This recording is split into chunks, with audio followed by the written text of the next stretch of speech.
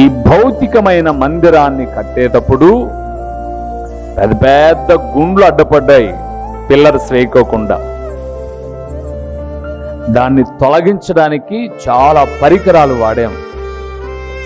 ఈ మందిరాన్ని కడుతున్నప్పుడు పిల్లర్స్ను వేసి అందులో చక్కగా బలంగా ఉండడానికి విలువైన కడ్డీలు, కాంక్రీటు వాడాం.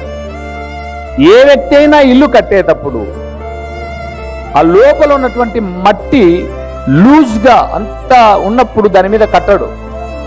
దాన్ని అంతా తీసేసి ఒక స్టాండర్డ్ చేస్తాడు. దాన్ని అంటే ఏదైనా వేసినా కుంగకోకుండా ఉండేట్టుగా స్టాండర్డ్ చేసి దాని మీద స్టెప్ బై స్టెప్ కట్టుకుంటూ వస్తాడు.